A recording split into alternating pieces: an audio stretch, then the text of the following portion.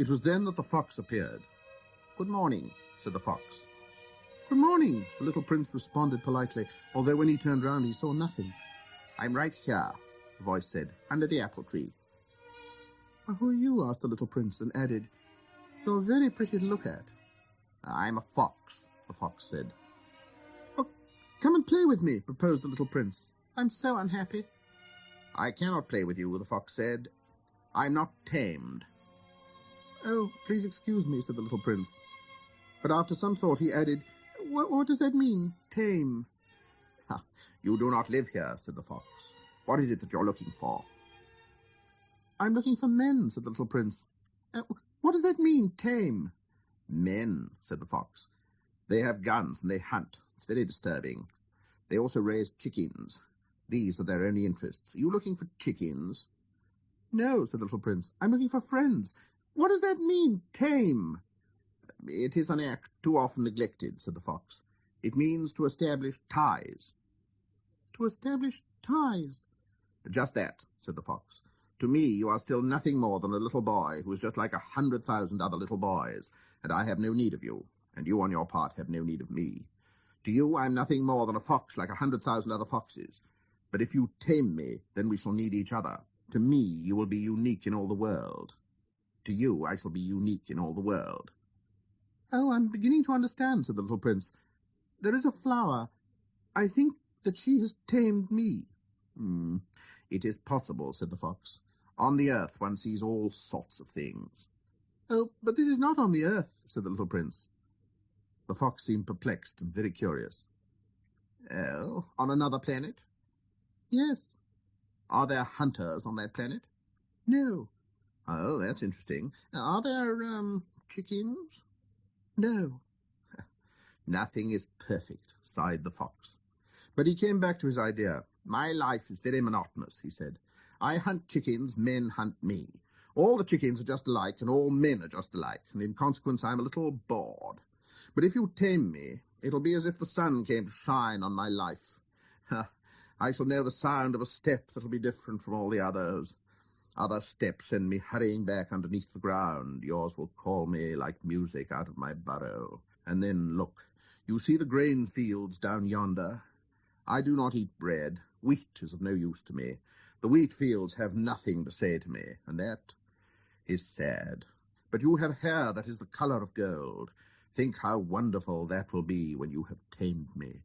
The grain, which is also golden, will bring me back the thought of you, and I shall love to listen to the wind in the wheat."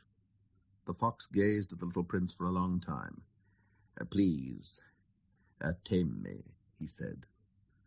"I want to very much," the little prince replied. "But I have not much time. I have friends to discover and a great many things to understand."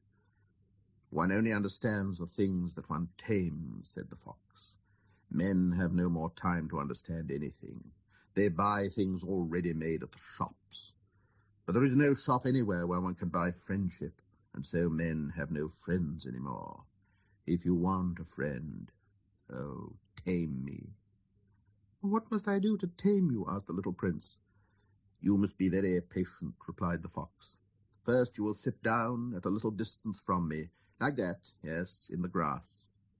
I shall look at you out of the corner of my eye, and you will say nothing. Words are the source of misunderstandings.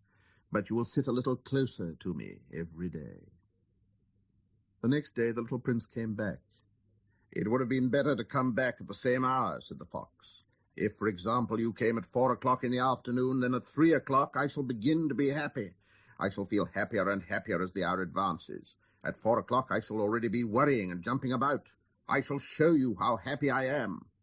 But if you come at just any time, I shall never know at what hour my heart is to be ready to greet you.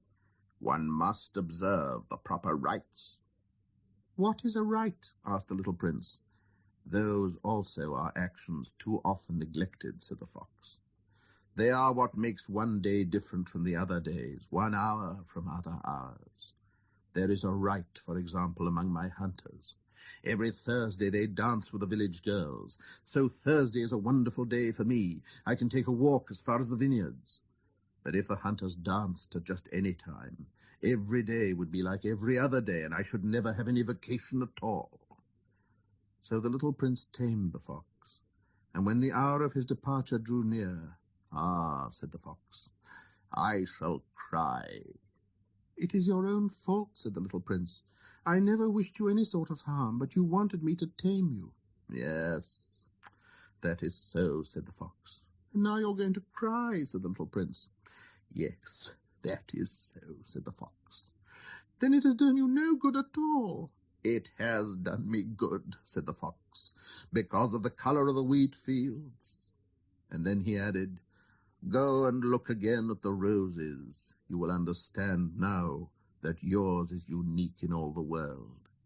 Then come back to say goodbye to me, and I will make you a present of a secret." The little prince went away to look again at the roses. "You are not at all like my rose," he said. "As yet you are nothing. No one has tamed you, and you have tamed no one. You are like my fox when I first knew him. He was only a fox like 100,000 other foxes, but I have made him my friend, and now he is unique in all the world." And the roses were very much embarrassed. "You are beautiful, but you are empty," he went on. "One could not die for you. To be sure, an ordinary passer-by would think that my rose looked just like you, the rose that belongs to me.